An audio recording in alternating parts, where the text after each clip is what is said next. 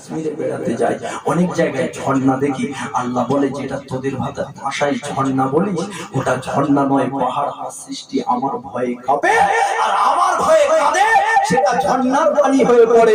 বলেন সুবহানাল্লাহ।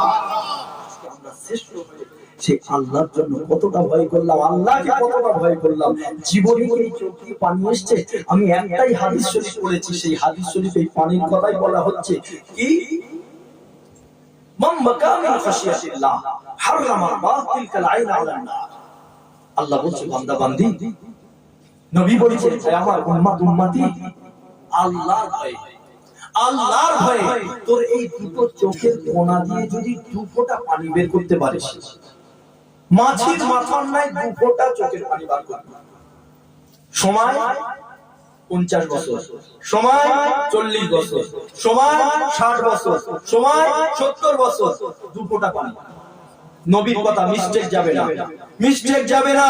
দু ফোঁটা চোখের পানি বার করতে হবে।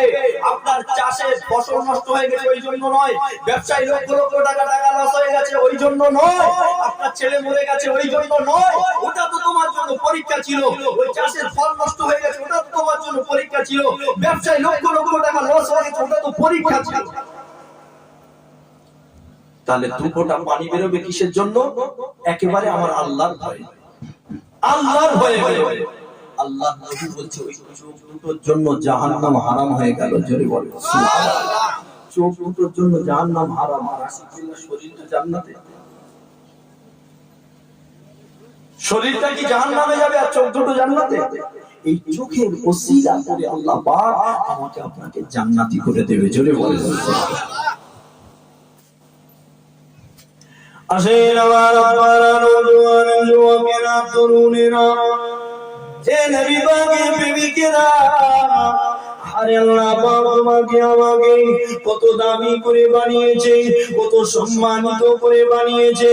হে যুবকেরা, আমার নবী পাকের প্রেমিকেরা, আল্লাহ পাকের জমিনটাকে বানালে, জমিনটা বানানোর পরে এই জমিন কাঁপতে লেগেছিল, জমিন এমন করে কাঁপতে লেগেছিল, জমিন একবার এদিকে হেলে যায়, একবার ওদিকে হেলে যায়। হে যুবক, আল্লাহ পাক ওই সময় আলাম নাজালিল আরদু বিহাদা, সঙ্গে সঙ্গে আল্লাহ পাক এমন করে পাহাড়কে বানালে, আর পাহাড়কে সৃষ্টি করে আল্লাহ পাক পৃথিবীর সীমান্তে একটা, ও সীমান্তে একটা, এখানে একটা, ওখানে একটা, এমন করে গোটা পৃথিবীতে আল্লাহ পাক পাহাড়কে লাগিয়ে দিলে।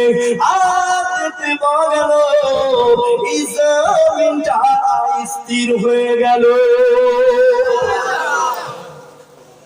ফেরেশতারা দেখে অবাক, আরে এই বিশাল জমিন আর কটা পাহাড় লাগিয়ে দিল আল্লাহ, জমিন চুপ এতক্ষণ কাঁপছিল।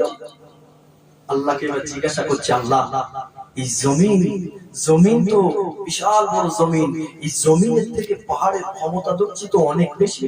আল্লাহ বলছে, হ্যাঁ আমি জমিনের সাথে পাহাড়কে পেরেক হিসাবে মেরে দিয়েছি। আল্লাহ বলছে পাহাড়কে জমিনের সাথে পেরেক হিসাবে মেরে দিয়েছি, ও আর নড়বে না, যেখানে নড়তে বলবো সেখানে নড়বে। জোরে বলো সুবহানাল্লাহ।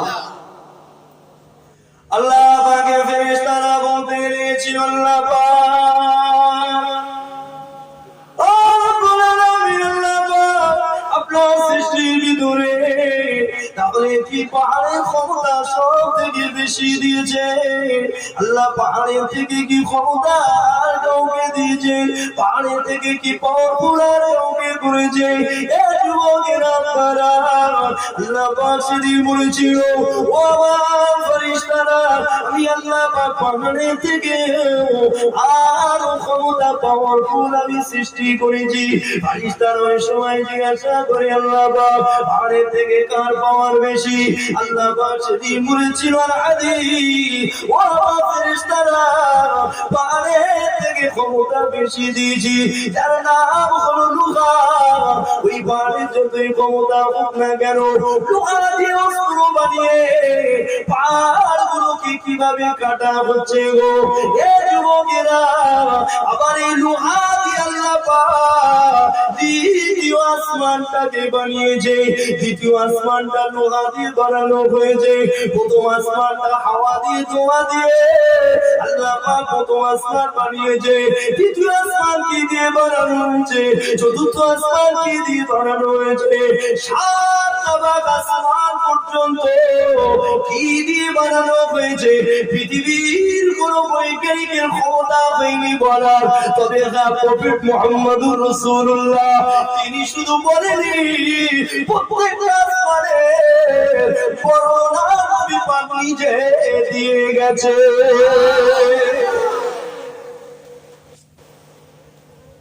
বৈজ্ঞানিক বলছে এই আসমানের পরে আর কিছু নেই। পাগলা, ওর গবেষণা ওর উপরে যাচ্ছে না, কি বুঝলে? আর আমার নবী সাতটা আসমান কি দিয়ে বানানো হয়েছে সব বলে গেছে। আবার কোন আসমান কত বড়, এই দুনিয়া থেকে দ্বিতীয় আসমান কত বড়, আমার নবী সব বর্ণনা দিয়ে গেছে। আজকের ওয়াজ ওদিকটাই নাই। তবে বললাম কেন আসমানের কথা, এই লোহার কথা বললাম বলে, লোহা দিয়ে আল্লাহ পাক দ্বিতীয় আসমান বানিয়েছে। আসে ফেরেশতারা বলছে, আল্লাহ এই লোহা তাহলে আপনার সৃষ্টির ভিতরে সবথেকে পাওয়ারফুল, ক্ষমতা বেশি। আল্লাহ বলছেন না, এই লোহার থেকে আমি আল্লাহ পাক পাওয়ারফুল করে সৃষ্টি করেছি, যার নাম হলো আন-নার, সেটা হলো আগুন। জোরে বলেন সুবহানাল্লাহ। আসে আমার আপনারা নওজওয়ানেরা, তরুণেরা, আল্লাহ পাকের ফেরেশতারা ওই সময় জিজ্ঞাসা করে, আল্লাহ পাক আগুনকে আপনি অনেক ক্ষমতা দিয়েছেন, পাওয়ারফুল করেছেন। আল্লাহ পাকের ফেরেশতারা যখন জিজ্ঞাসা করলেন, আল্লাহ পাক এই আগুনের থেকে কি আরো পাওয়ারফুল কিছু আছে? আল্লাহ পাক ওই সময় বলেছিল, ও আমার ফেরেশতারা, আমি আল্লাহ পাক আগুনের চাইতে আরো পাওয়ারফুল সৃষ্টি করেছি, যার নাম হলো আলমা, যেটা হলো পানি। এই পানিকে আল্লাহ পাক অনেক পাওয়ারফুল করেছে। আগুন যত জোরে জ্বলুক না কেন, ওই আগুনে যদি পানি প্রয়োগ করে দেন, পানি যদি ঢেলে দেন, ওই আগুনটা নিতে বন্ধ হতে বাধ্য হয়ে যাবে। এ আমার বাবারা, আল্লাহর ফেরেশতারা আবারও জিজ্ঞাসা করতেন, আল্লাহ আপনার সৃষ্টির ভিতরে তাহলে কি এই পানিকে সব থেকে ক্ষমতা বেশি দিয়েছে?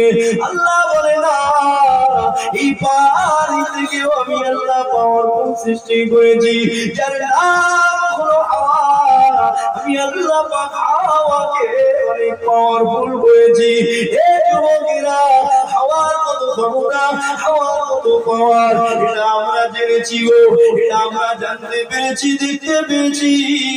যখন আমফান এসেছিল, যখন আয়না এসেছিল, যখন ইয়াস এসেছিল, হাওয়ার কত ক্ষমতা তখন আমরা জানতে পেরে গেছি। এই যুবকেরা, আপনারা আল্লাহ ফেরেশতারা আবারও জিজ্ঞাসা করতে নিয়েছিল, ও রব্বুল আলামিন, আল্লাহ পাক এই হাওয়া থেকে ক্ষমতা কার বেশি দিয়েছো? আল্লাহ পাক ওই সময় বলেছিল, এই হাওয়া থেকে ক্ষমতা আমি আল্লাহ জিন জাতিকে আরো বেশি দিয়েছি। এই যে আমফান এসেছিল, এই যে ইয়াস এসেছিল, মানুষের ক্ষতি হয়েছে, কিন্তু কোন জিন জাতির ক্ষতি হয়নি। কেননা এই আমফানের থেকে ওদের পাওয়ারটা আল্লাহ আরো বেশি দিয়েছে। খারাপ লাগছে ভাই? কোথায় গিয়ে ঠেকে দেখে, দেখার দরকার আছে না? নেই? পরপর তো যাচ্ছে, কোথায় গিয়ে ঠেকে দেখতে হবে।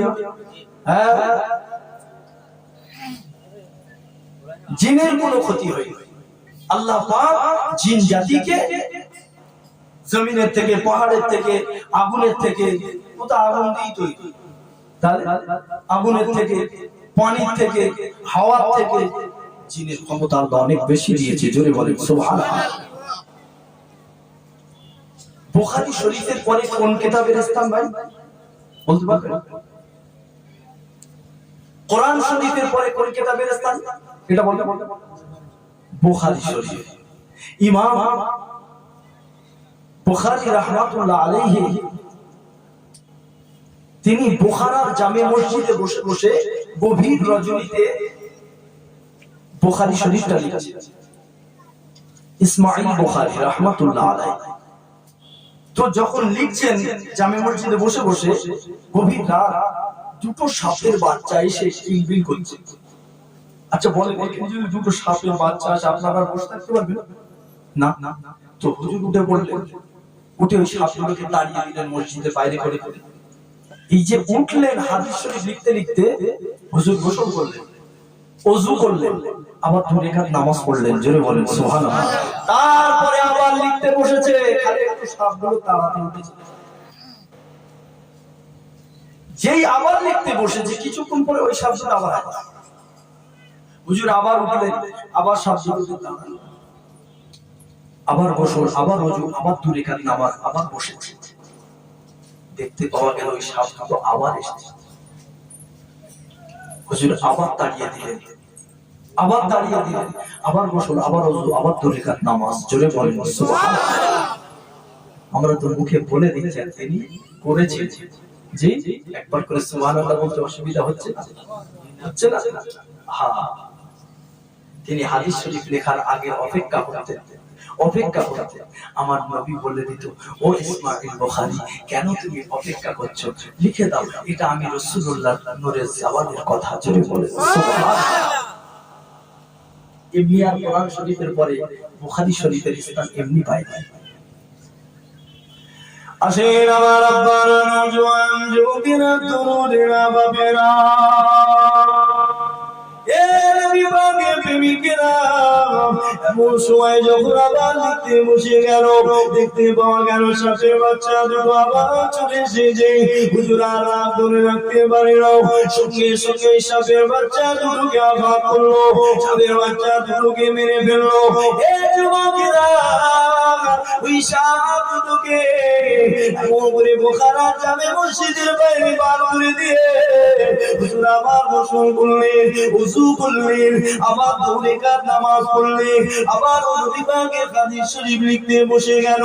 এমন সময়তে হুজুরের কানে একটা আওয়াজ আসে, জামে মসজিদের মেইন গেট থেকে আওয়াজ আসে, ও ইমাম বুখারী, ও ইসমাঈল, একটু বাইরে দেশ, একটু বাইরে দেশ। হুজুর আওয়াজ দিতে লাগে, কে এসেছেন আপনারা ভিতরে আসেন। বলেন আপনি একটু বাইরে আসেন।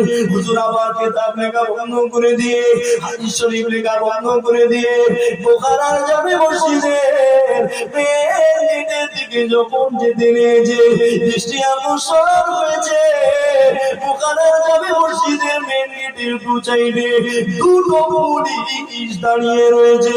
হুজুর অবাক হয়ে গেল, হুজুর আশ্চর্য হয়ে গেল, আমি কি অন্যায় করলাম, আমি কি অপরাধ করলাম, পুলিশ কেন এসেছে, আমার নামে কি এফআইআর আছে নাকি? এ যুবকেরা, যখন পুলিশের কাছাকাছি হয়েছে, কিতাবের ভিতরে পড়া ওই দুটো পুলিশ বগল দাওয়া করে ধরে ওই পুলিশ দুটো উঠতে লেগেছে, উড়ে উড়ে উড়ে উড়ে সাগরের মাঝখানে লক্ষ লক্ষ লক্ষ জিন বসে আছে। একটা সিংহাসন রয়েছে, ওই সিংহাসনের উপরে জিনেদের বাদশা বসে আছে। এমন করে বাদশা জাপানার সামনে ইমাম বুখারী হুজুরকে নামিয়ে দেওয়া হলো। এ যুবকেরা, ওই যে জিনেদের বাদশা, ওই জিনেদের বাদশা ছিল আল্লাহর ওলি। এমন করে ইমাম বুখারীকে যখনই দেখতে পেয়েছে, আল্লাহর ওলি যারা হয়, আল্লাহর ওলিদের সঙ্গে একটা সম্পর্ক থাকে, যখন ইমাম বুখারীকে দেখতে পেয়েছে, জিনেদের বাদশা সঙ্গে সঙ্গে সম্মানে আর ইজ্জতে দাঁড়িয়ে উঠেছে।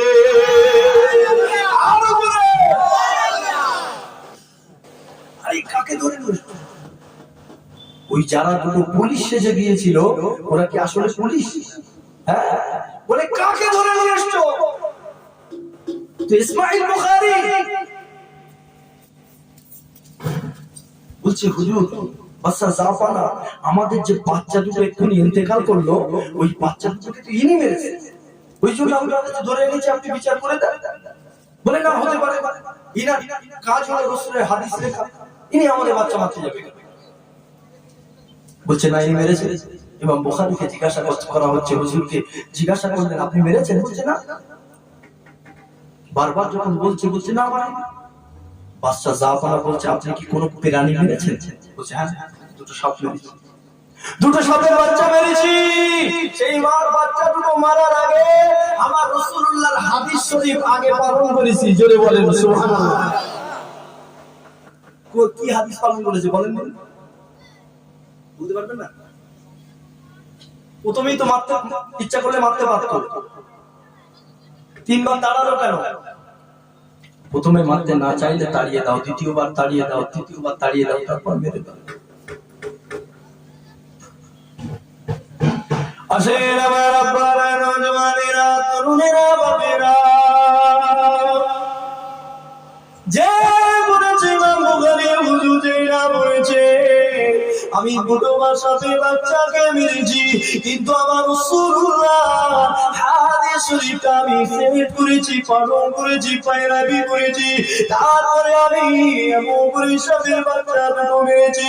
এই যুবকেরা, শত শত শত শত হাজার হাজার লক্ষ জি সেখানে বসে রয়েছে। এমন সময় বাচ্চা যাবারা দুই জোড়া নাম ধরে ডাক দিয়েছে, অমুক তুমি এখানে আছো, অমুক তুমি এখানে আছো। লাব্বাইক লাব্বাইক লাব্বাইক বলে তারা সাড়া দিয়েছে।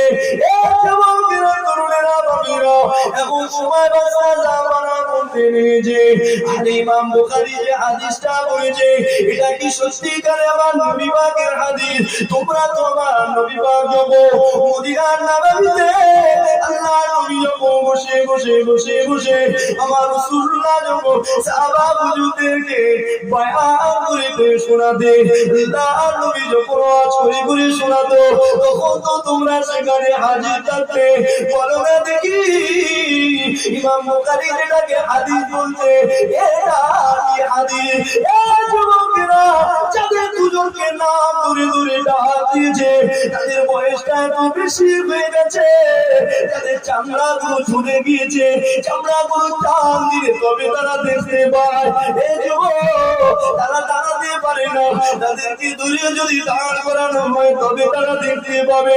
যখনই বাচ্চা যাবানা পড়েছে, তোমরা কি হাদিস শরীফটা আল্লাহর নবী জাবান থেকে শুনেছো, ওই সময় তারা দুইজনে চিৎকার দিয়ে বলতে লেগেছে, ও বাচ্চা যাবানা, মদিনার নববী শরীফে আল্লাহর নবী যদি এই হাদিস শরীফটা বলেছিল, ওই মজলিসে আল্লাহর নবীর পাশে বসে বসে আমাদের নিজেদের কানে নবী পাকের নূরের জবাতে আমরা ওই হাদিস শরীফ শুনেছিলাম।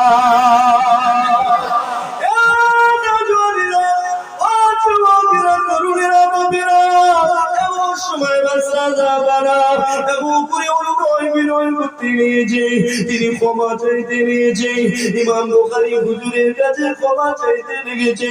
ও ইমাম বুখারী, আমার জাতির জন্য আমি আপনার কাছে বাদশা হয়ে ক্ষমা চাই, আমার জাতির জন্য যেন আপনি বদদোয়া করবেন না। আর একটা আবেদন, আপনি যেন চলে যাবেন না, যেখান থেকে আপনাকে আনা হয়েছে সসম্মানে সেখানে আপনাকে রেখে আসা হবে। তার আগে আমাদের বাচ্চা দুটো জানাজার নামাজ আপনি পড়াবে।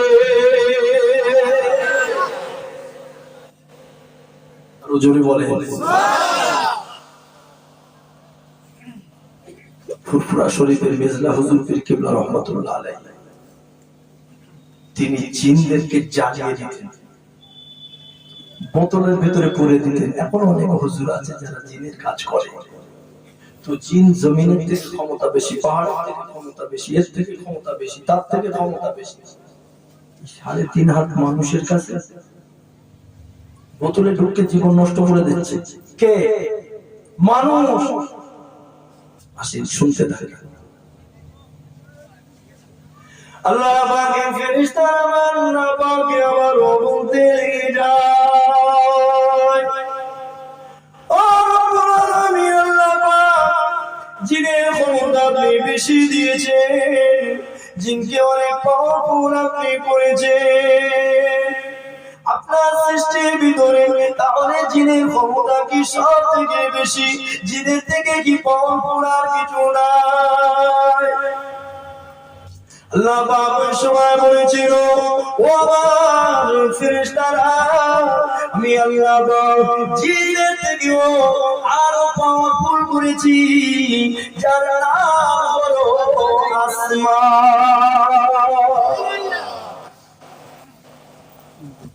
জিন দুনিয়ার মিনাল মাশরিকি ওয়াল মাগরিব, পৃথিবীর এই সীমান্ত থেকে ওই সীমান্তে এক মুহূর্তে চলে যাবে, কিন্তু একবার বলো না দ্বিতীয় প্রথম আসমানটা টপকাতে পারবে?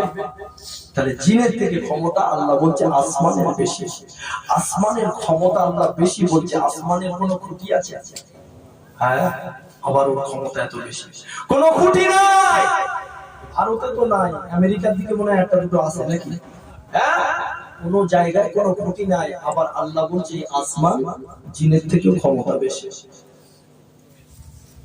আমার ভাইরা, আমার নওজোয়ান, আল্লাহ ফেরেশতারা এবার বলছে, আল্লাহ আপনার সৃষ্টির ভিতরে তাহলে এই আসমান সবথেকে ক্ষমতা পাওয়ারফুল। আসমানের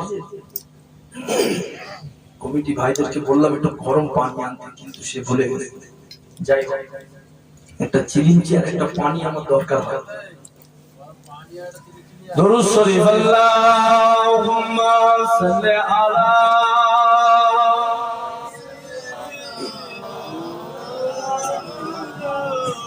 ওয়া আলা আলি সাইয়্যিদিনা মাওলানা মুহাম্মদ। সাগর নদী আর পাহাড় বনে পাখিদের গুনগুন গুঞ্জরণে ভেসে আসে ওই সমুদ্রতা, চারিদিকে শোনো আল্লাহর জয়গান, বলো লা ইলাহা ইল্লাল্লাহ, লা ইলাহা ইল্লাল্লাহ। শোনো তুমি মন দিয়ে কোকিলের সুর, শুনতে লাগছে দেখো কতটা মধুর, মিষ্টি মিষ্টি দোয়েলের গান রয়েছে তাহাতে কি সুধায় ভরা। হবে না? শোনো তুমি মন দিয়ে কোকিলের সুর, শুনতে লাগছে দেখো কতটা মধুর, মিষ্টি মিষ্টি দোয়েলের গান রয়েছে তা দেখি সুধায় ভরা। কোথা পেলো তাহারা এই সুর আল্লাহ, জবাব তুমি পাবে খোদা মহিয়ান। আল্লাহ আল্লাহ আল্লাহ আল্লাহ ইলাহা, মাশাআল্লাহ, একটু জোরে হবে না?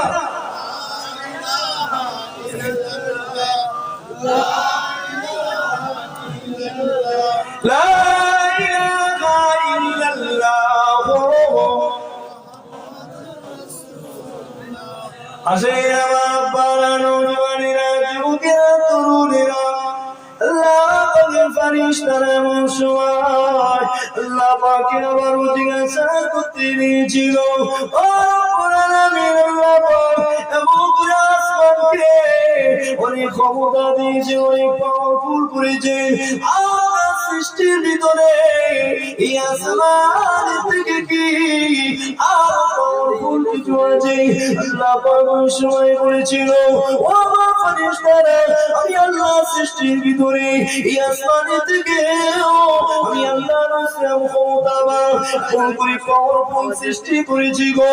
এক যুবকেরা, একবার প্রথম থেকে একবার শুনে নেন, জমিনের থেকে পাহাড়ের ক্ষমতা বেশি, পাহাড়ের থেকে লোহার ক্ষমতা বেশি, লোহা থেকে আগুনের ক্ষমতা বেশি, আগুনের থেকে পানির ক্ষমতা বেশি, পানি থেকে হাওয়ার ক্ষমতা বেশি, হাওয়া থেকে জিনের ক্ষমতা বেশি, জিনের থেকেও আল্লাহ পাক আসমানকে আরো পাওয়ারফুল করে সৃষ্টি করলেন। এইবারে আমার আল্লাহ বলছে, ও আমার ফেরেশতারা, এই আসমানের থেকে আমি আল্লাহ যাদেরকে পাওয়ারফুল করেছি তারা হলে তোমরা। কারা বলো? কারা? ফেরেশতা তো নাকি? হ্যাঁ, অনেকে ভাবে আবার আপনার 3.5 হাত মানুষ, কিছুদিন পরে আবার বেগুন গাছে নাকি মই লাগাবে, বেগুন পাড়বে। হ্যাঁ, আল্লাহ বললেন তোমরা ফেরেশতারা এইবারে ফুলে ফেপে একদম, বুঝতে পেরেছেন? আমরা জমিনের থেকে, পাহাড়ের থেকে, লোহার থেকে, পানির থেকে, হাওয়ার থেকে, আসমানের থেকে, জিনের থেকে আমরা ফেরেশতারা এইবারে চুপ করে বসে আছে। খুব আনন্দ, খুব আনন্দ। জি, ভালো করে শোনেন, ফেরেশতারা খুব আনন্দ। এতক্ষণ ধরে বলছিল আল্লাহ জমিনের থেকে কি, পাহাড়ের থেকে কি, লোহার থেকে কি, আগুনের থেকে কি, এইবারে চুপ করে বসে আছে। যেই বলেছে তোমরা, আর প্রশ্ন নেই। এ বাবা আমি গল্প করছি, হাদিসে কুদসি, জোরে বলে সুবহানাল্লাহ। হাদিসে কুদসি আসেন একটু দেখা যাক ফেরেশতাদের ক্ষমতা আল্লাহ পাক কতটা দিয়েছে গো। এ যুবকেরা আল্লাহ নবী নবী আমার সাহাবা হুজুরদেরকে জানিয়ে দিয়েছিল, ও আমার সাহাবা রাসূল কি দাও, আল্লাহ পাকের ফেরেশতাদের কেমন ক্ষমতা, আল্লাহ পাকের ফেরেশতাদের কত ক্ষমতা, তারা কতটা লম্বা, কতটা চওড়া। এই যুবকেরা মাঝখানে আরেকটা কথা আমি আপনাদেরকে শুনিয়ে দিই। আল্লাহ নবী একজন সাহাবা আমার নবী পাককে বলতে লেগেছে, ইয়া রাসূলুল্লাহ হাবিবাল্লাহ, হুজুর মক্কার বেঈমানেরা কাফেররা ওরা আলোচনা করছিল মুহাম্মদ কাবারে গেলে নামাজ পড়তে আসবে, মুহাম্মদ কাবারে গেলে নামাজ পড়তে আসবে, আর যে সিজদায় চলে যাবে মুহাম্মাদের গলায় পা দিয়ে পিছনে দেওয়া হবে, মুহাম্মাদের দমটা বন্ধ করে দেওয়া হবে। আল্লাহ নবী সাহাবা আমার নবী পাককে বলতে লাগলো, ইয়া রাসূলুল্লাহ হাবিবাল্লাহ, হুজুর আপনি যাবেন না, হুজুর আপনি যাবেন না, হুজুর আপনার যদি কিছু হয়ে যায় আমরা আপনাকে জানের থেকে বেশি ভালোবাসি, আমরা পাগল হয়ে যাব হুজুর, আমরা হুজুর মারা যাব হুজুর, দম পেটে কলিজা ফেটে মারা যাব হুজুর। আল্লাহ নবী শুনে একটা জবাব দিয়েছিল, ও বাবা সাহাবারে চিন্তা করো না বাবা, আমি রাসূলুল্লাহ সিজদায় যাব, আমার গলায় যদি কেউ পা দিতে আসে আল্লাহর ফেরেশতা রেডি হয়ে আছে তলোয়ার দিয়ে গলাটা আলাদা করে দেবে। আর জোরে নারী তাকবীর। তো সহজ আল্লাহ কামা খালাকতুনা, আমাকে সৃষ্টি না করলে আল্লাহ কিছুই সৃষ্টি করতো না, আর আমি সিজদায় যাব আমার গলায় পা দিয়ে আমাকে মেরে ফেলবে। টেনশন করো না তোমরা, আমার গলায় পা দেওয়ার আগে তার কল্লা আলাদা হয়ে যাবে, বুঝতে পারবে না। জোরে বলো সুবহানাল্লাহ। কি মা আজ আমার আপনার ইমান। আসেন আর একটা কথা শুনিয়ে দিই, ওদের ফেরার আমার নবী পাক যখন 313 জন সাহাবাকে নামিয়ে দিলেন, আল্লাহ নবী 313 জন সাহাবাকে নামিয়ে দিয়ে এমন করে বিরোধী পার্টি দেখতে লাগলো 1300 জন। আমার রাসূলুল্লাহ চোখের পানি আর ধরে রাখতে পারে না, নবী আমার দরবারে হাত দুখানা তুলে দিয়ে আল্লাহর কাছে কাঁদতে লেগেছে, আল্লাহ গো এতদিন দাওয়াত দিয়ে দিয়ে ঘুরে ঘুরে ঘুরে ঘুরে মানুষকে বুঝিয়ে বুঝিয়ে 313 জন মাত্র হয়েছে, আল্লাহ গো এরা যদি আজ শেষ হয়ে যায়, এরা যদি আজ শহীদ হয়ে যায়, কে আপনাকে ডাকবে, আমাকে কে নবী বলবে, কে আপনার নামাজ আদায় করবে, কে আপনার ইবাদত করবে।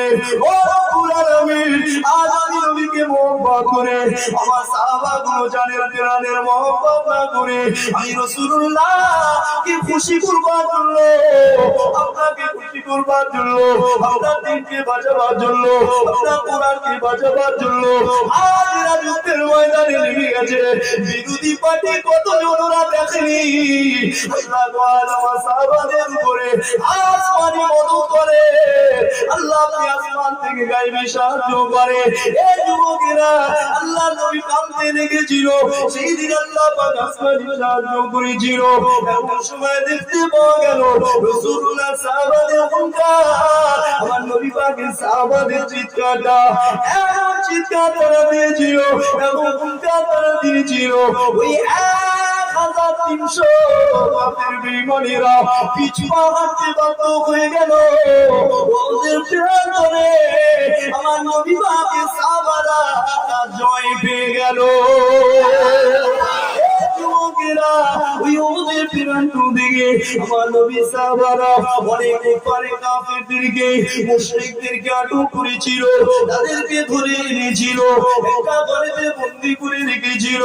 এই যুবকেরা ওই কাফের বেঈমান মুশরিকগুলো আমার রাসূলুল্লাহ সাহাবাদেরকে ডাক দিয়ে বলেছিল, এ মুহাম্মাদের সাহাবারা, ও মুহাম্মাদের সহচরীরা, তোমরা যখন যুদ্ধের ময়দানে নেমেছিলে তোমাদের ভিতরে দেখতে পাচ্ছিলাম লম্বা লম্বা চওড়া চওড়া এমন করে মাথায় সবুজ সবুজ পাগড়ি পরে কারা হুঙ্কার দিচ্ছিল লম্বা লম্বা তরোয়াল নিয়ে।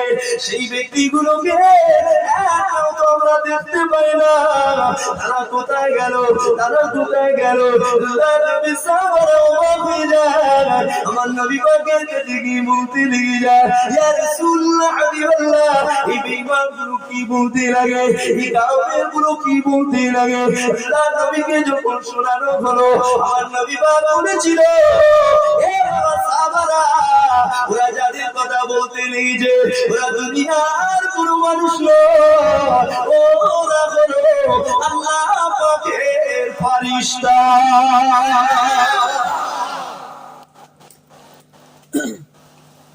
আমার ভাই জানেরা বাজারেরা ফেরেশতা দিয়ে আল্লাহ মদদ করেছিল, ঈমান ছিল তাদের পাকা। আমার বক্তব্য কিন্তু এদিকে নয়, মনে আছে ফেরেশতা চুপ করে বসে আছে, আল্লাহ বলেছেন তাদের ক্ষমতা বেশি। একটু কলেমা জিকির লা ইলাহা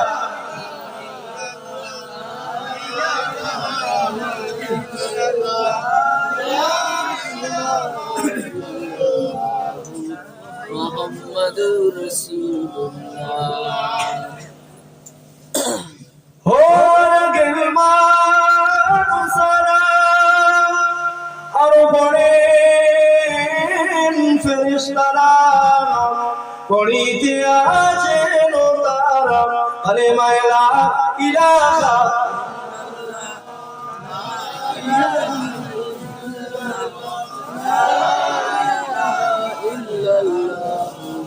মুহাম্মাদুর রাসূলুল্লাহ সাল্লাল্লাহু আলাইহি ওয়াসাল্লাম। আলহামদুলিল্লাহ। আমার ভাই জানেরা আরেকটা কথা মনে পড়ে গেল, ফেরেশতাদের কথা বলছি তো, বলি অসুবিধা হয় না তো? জি, বড় মারাত্মক কথা, ওই জন্য মনে পড়ে গেল, বলে দিই, হয়তো জীবনে বলা নাও হতে পারে। জি জি জি, শুনে এই সব ওয়াজ করবো আমি জানি না, কিন্তু বসেছি আল্লাহ বলাচ্ছে তাই বলছে।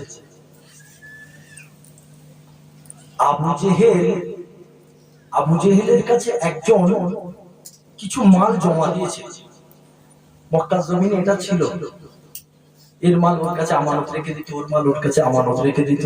আমার রাসূলুল্লাহর কাছে অনেক মানুষ এসে আমানত রেখে দিত।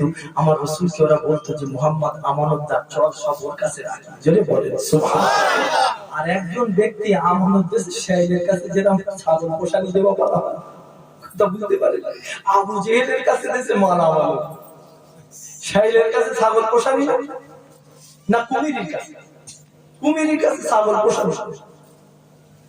গল্প আছে, আমি ওদিকটাই যাচ্ছি। জি, তা ঠিক ওই রকম হয়েছে, আবু জেহেলের কাছে দেশে এইবার দরকারের সময় চাচ্ছে, তাই না? আরে বেঈমান তো, ঈমান যার টাকা থাকবে, ধান নিয়ে তার চাওয়ার আগে মালটা পৌঁছে দেবে। শত শত শত শত হাজার হাজার মানুষ এই রোগে চলে যাচ্ছে, 15 টাকা ধার দিয়েছিল, মাল দিচ্ছে না। আল্লাহু আকবার। এদেরকে আল্লাহ ছাড়বে না, এদেরকে আল্লাহ ছাড়বে না।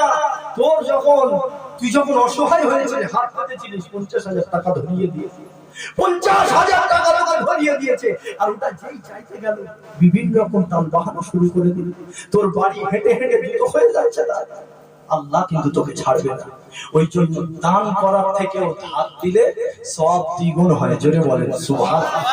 আর আমি আপনাকে বলে যাচ্ছি, ধার দেবেন, ওই টাকাটা ধার দেবেন, মনে করবেন মাল গেছে আর আসবে না, এইরকম মনে করে যদি দিতে পারেন দেবেন, না তো দেবেন না। মনে করবেন ও যদি দিতে পারে ভালো, আলহামদুলিল্লাহ, মনে মনে বলবেন। 10,000 চাইছে, আপনি 5 দেবেন, মনে করে যেতেই তাই দেবেন, ওই টাকাটা দেবেন, খুব প্রয়োজন টাকাটা, ওই টাকাটা দেবেন। বর্তমান জামানার মানুষ আবু জেহেলের থেকে খুব একটা আলাদা নেই। কথা বলতে পেরেছেন?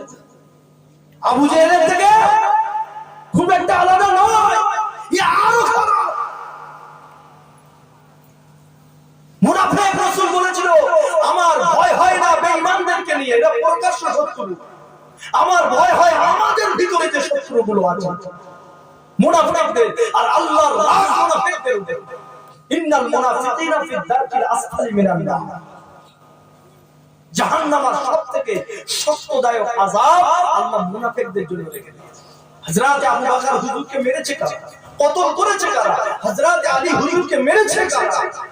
সামনের কাতারে লম্বা লম্বা জামা পরে এমন করে নামাজ পড়া লোকরা মেরেছে। কথা ঠিক বলছি না ভুল বলছি? তাই যেটা সামলাতে পারবেন, যেমন না দিলেও আমার অসুবিধা নেই, সেই মালটা দেবেন।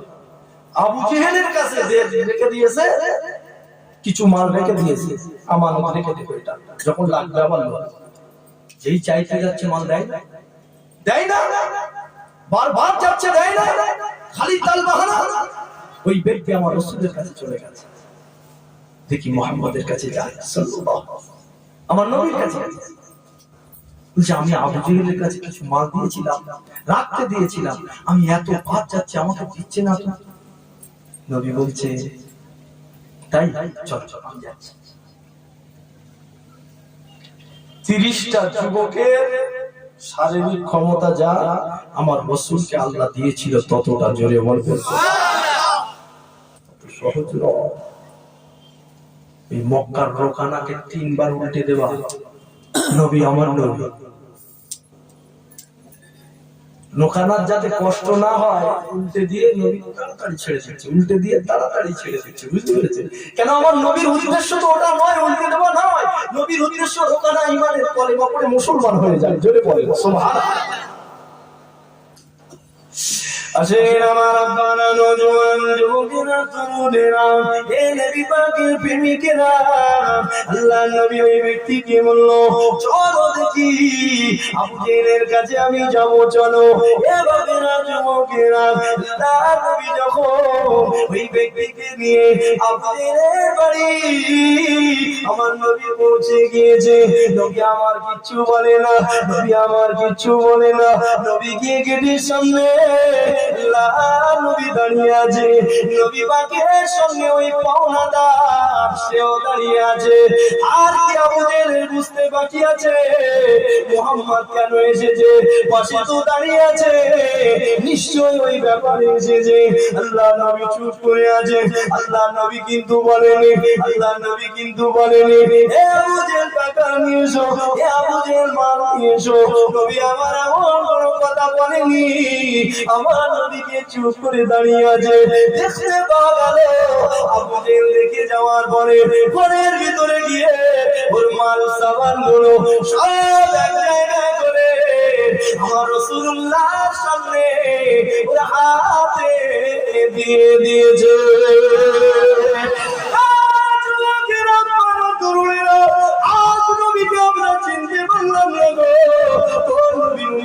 দুনিয়া জমিয়ে আসলাম, আরে যে ব্যক্তিটি আবু জেহেলের কাছে মাল সামান পেত, ওই ব্যক্তি তো অবাক হয়ে গেল। মুহাম্মদ কি কারিশমা দেখালো, খালি গিয়ে দাঁড়ালো, মাল দাও, এ দাও, সে দাও, কিছুই তো বললো না। মুহাম্মদ শুধু দাঁড়িয়ে গেল, মাল সামান আমি ফেরত পেয়ে গেলাম। আরে নবী পাককে রেখে গিয়ে ওই ব্যক্তিটি এইবারে একা একা আবু জেহেলের কাছে চলে গেছে। ও আবু জেহেল, এতবার হেঁটে হেঁটে তুমি আমার মালটা দাওনি, কতবার এসেছি, কতবার সময় দিয়েছো, কতবার তারিখ দিয়েছো, কিন্তু তুমি আমাকে দাওনি। আজ আমি মুহাম্মদকে নিয়ে এসেছিলাম, আমি ভাবলাম মুহাম্মদ তোমাকে কিছু বলবে, কিন্তু দেখলাম মুহাম্মদ চুপ করে দাঁড়িয়েছিল। কিন্তু তুমি এত ভালো হয়ে গেলে, তুমি ঘর থেকে গিয়ে আমার মাল সাবানটা হাজির করে দিলে। আমাদের ওই সময় বলেছিল, তুই কি জানিস কেন আমি মালটা দিয়েছি? আল্লাহ নবীর পাশে, মুহাম্মাদের পাশে বিশাল চেহারার অধিকারী একজন খোলা তরোয়ার নিয়ে আমার দিকে দেখাচ্ছিল। আরেকটু জোরে, এমনি দিচ্ছে।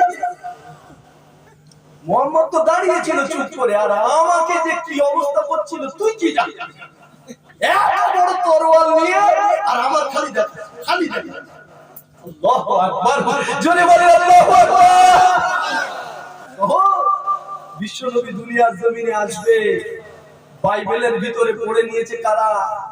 ইহুদির দলে, যারা আজ ফিলিস্তিনে আমাদের ভাই বোনদেরকে মেরে তছনছ করে দিচ্ছে না দিচ্ছে, ছোট ছোট বাচ্চাদেরকে শহীদ করে দিচ্ছে। যে বাপ মা দুটোই চলে গেছে, ছোট দুধের বাচ্চাটা বেঁচে আছে, কে দেখবে বলে? ওই ইহুদির বাচ্চারা, ওই ইহুদিরা কত নিকৃষ্ট, কত নিকৃষ্ট। ৭৬,০০০ নবীকে ওরা কতল করে দিয়েছে, ৭৬,০০০ নবীকে ওরা মেরে দিয়েছে।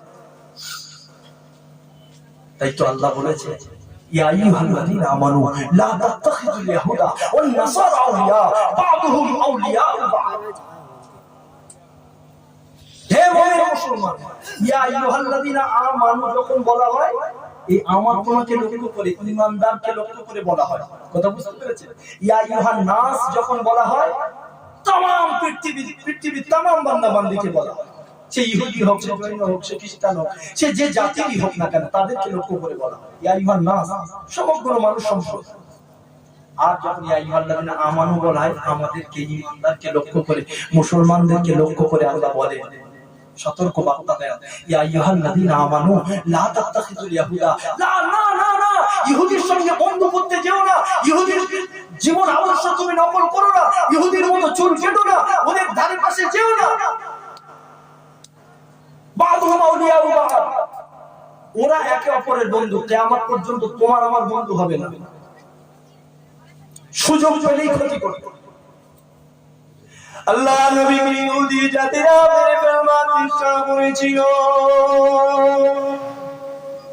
ও যুবকেরা, আমার নবীকে আতুর করে মেরে দেবে, আল্লাহ নবীকে দুনিয়ার জমিন থেকে শেষ করে দেবে। মুহাম্মদ বড় হলে তামাম কান্ট্রিতে, তামাম দেশেতে, গোটা পৃথিবীর জমিনেতে মুহাম্মদের সহচর ভর্তি হয়ে যাবে। তাই মুহাম্মদকে বড় হতে দেওয়া যাবে না। ইহুদির বাচ্চারা এমন করে কুকুরের মতো আল্লাহ নবীকে খুঁজতে লেগেছিল, অন্য কুকুর হয়ে গিয়েছিল। ওই রাতে আমার নবীকে মেরে দেবে, আল্লাহ নবীকে শেষ করে দেবে। এ আমার বেরানোরা, আল্লাহ পাক সঙ্গে সঙ্গে আসমান থেকে আমার আল্লাহ আমার নবী পাককে পাঠানোর আগে দলে দলে দলে দলে আল্লাহ ফেরেশতা অবতরণ করালে। আল্লাহর ফেরেশতা সিকিউরিটি হয়ে গেল, আল্লাহর ফেরেশতা মঙ্গল দরওয়ার হয়ে দাঁড়িয়ে গেল, আল্লাহর ফেরেশতারা সিকিউরিটি দিতে লাগলো। এ যুবকেরা, আল্লাহর ফেরেশতাদের চেহারা কেমন, আল্লাহর ফেরেশতাদের শরীর কেমন, আল্লাহর ফেরেশতারা কেমন লম্বা, কেমন চওড়া, এই কথা বলতে গিয়ে দু কথা বলে ফেললাম। আসেন আসেন, আল্লাহর নবী সাহাবাদেরকে শুনিয়েছিল, এ বাবা সাহাবারা, আল্লাহ পাকের ফেরেশতারা কতটা লম্বা, আল্লাহ পাকের ফেরেশতারা কতটা চওড়া। বাবা সাহাবারা, আমি রাসূলুল্লাহ শুনিয়ে দিলাম, শুনিয়ে দিলাম। আল্লাহ পাক সবথেকে যে ফেরেশতাকে ছোট করে বানিয়েছে, সবথেকে যে ফেরেশতা ছোট করে বানানো হয়েছে, ওই ফেরেশতার চেহারা হলো ও একটু জোরে হবে না? ছোট ফেরেশতা ওহদ পাহাড়ের সমান, 7-8 কিলোমিটার লম্বা। কি ওহদ পাহাড় 3-4 কিলোমিটার চওড়া। ছোট ফেরেশতার যদি এই অবস্থা হয়, বড় ফেরেশতা কিনা? বড় ফেরেশতা নবী বলেছেন তার এই কাঁধটা, আমার আপনার কাঁধ কতটুকু? এক বেগ দাও না, তাই তো? এরম যদি গলার থেকে এক বেগ দাও হয়, এরম ধরলে তো 4 আঙ্গুল হবে। আল্লাহ নবী বললেন যে বড় বড় ফেরেশতা তাদের এই কাঁধ 700 বছরের রাস্তা। একটু জোরে বলবেন, আর একটু জোরে বলবেন। আমার রাসূলুল্লাহ নূর দিয়ে আল্লাহ পাক 8 জন ফেরেশতা বানিয়েছে। সমস্ত ফেরেশতা আমার নবীর নূর দিয়ে, আলাদা করে 8 জনকে বানানো হয়েছিল। আল্লাহ আরশ বহন করবে, আরশকে ধরে রাখবে। জোরে বলবেন সুবহানাল্লাহ। ওই আরশ বহনকারী ফেরেশতা রাসূল বললেন তাদের এই কাঁধটা শুধু 700 বছরের রাস্তা। বলেন আল্লাহু আকবার, আল্লাহু আকবার। আল্লাহ ফেরেশতাদেরকে বললেন যাও, আমার হাবিব যাবে। এখানে যদি প্রধানমন্ত্রী আসে, এই আশেপাশে যদি কোন জায়গায় প্রধানমন্ত্রী আসার কথা হয়, এ যুবকের আপনারা 1 মাস 10 দিন আগে খবর হয়ে যাবে, 2-4 দিন আগে থেকে সিকিউরিটি দিয়ে দেওয়া হবে, বিশাল আয়োজন হবে। সেখানে সিকিউরিটির পর সিকিউরিটি থাকবে, সেখানে যে কেউ ঢুকতে পারবে না। যে বাড়িতে যে বিল্ডিং এ থাকবে, ওই বিল্ডিং এ সিসি ক্যামেরা বসিয়ে দেওয়া হবে চতুর্দিকে। আর চতুর্দিকে শত শত সিকিউরিটি পুলিশরা দাঁড়িয়ে যাবে। এভাবে যুবকেরা, সামান্য প্রধানমন্ত্রী আসলে যদি দুনিয়ার মানুষ এটা করতে পারে, নবীকে না বানালে জমিন হতো না, আসমান হতো না, জান্নাত হতো না, জাহান্নাম হতো না। এভাবে যুবকেরা আমরা কেউই হতাম না, স্বয়ং আল্লাহ পাক নিজে প্রকাশ হতো না। রাসূলুল্লাহকে আল্লাহ পাক প্রকাশ করলেন নিজে প্রকাশ হবার জন্য। একটু বুঝে বলেন না সুবহানাল্লাহ। আল্লাহ নিজে প্রকাশ হবে বলে, যখন কিচ্ছু ছিল না তখন তো আল্লাহ ছিল। তা আল্লাহকে তো প্রকাশ হতে হবে যে আমার এত ক্ষমতা, আমারই, আমি সেই, আমি এই পারি সেই পারি। কাকে বলবো? লোক লাগবে তো, কারণ বলতে হবে, সামনে কিছু দরকার তো। তা আল্লাহ নিজে প্রকাশ হওয়ার জন্য মুহাম্মদুর রাসূলুল্লাহকে আগে বানালেন। জোরে বলেন সুবহানাল্লাহ। আর ওই যে প্রধানমন্ত্রী আসার আগে 1 মাস 10 দিন আগে যে খবরটা হয় না, যে অমুক জায়গায় আসছে, পিস আসছে, হয় না খবর? হ্যাঁ, পিস যাচ্ছে, অন্য দেশে যাচ্ছে, সাথে 80টা প্লেন যাচ্ছে, এরকম খবর হয় না? তো আমার নবীকে আল্লাহ সবার আগে সৃষ্টি করলেন, পাঠালেন সবার শেষে। সবার শেষে পাঠালেন। আর 1 লক্ষ মতান্তরে 2,24,000 যে পয়গম্বর গুলো এসেছে, প্রত্যেক পয়গম্বরের কাছে খবর দিয়ে দিয়ে পাঠিয়েছে। আল্লাহ দুটো দায়িত্ব দিয়েছে, গিয়ে দুনিয়ার জমিনে গিয়ে বলবি আমার বান্দা বান্দীদের আমার পরিচয় ঘটাবি, লা ইলাহা ইল্লাল্লাহ দাওয়াত দিবি, আর সাথে সাথে বলবি আসছে। জোরে বলবেন, সাথে সাথে বলবি আসছে। কে আসছে? আমিনার লাল মদিনার দুলাল মুহাম্মদুর রাসূলুল্লাহ আসছে। এই খবর দিন। আর ইল্লাল্লাহ দাওয়াত। 1 মাসের খবর নয়, 1 সপ্তাহ আগের নয়, পৃথিবীর শুরু থেকে খবর আসছে। আদম নবী বলে গেছে, নূহ নবী বলে গেছে, তামাম নবীরা বলে গেছে, তামাম নবীরা বলে গেছে। আমার নবীর কথা বলেনি একটা নবী দেখা, প্রত্যেক নবী বলে গেছে আসছে। শুনলে অবাক হবে। ধৈর্য আছে তো? ধৈর্য আছে তো শোনার মতো? আমারও খুব ভালো লাগছে। অল্প মানুষ দেখেছিলাম, ভাবছিলাম যে 2-4টে করে কাটে তো অবস্থা খারাপ হয়ে যাবে। আলহামদুলিল্লাহ সবাই আছে, বরং বেড়েছে। বলেন না আলহামদুলিল্লাহ। আসেন আমার বাপেরা, নওজোয়ান যুবকেরা, তরুণেরা, এ নবী পাকের প্রেমিকেরা, আমি আপনাকে যেদিকে আওয়াজটা চালিয়ে যাচ্ছি এদিকে একটু বলে নি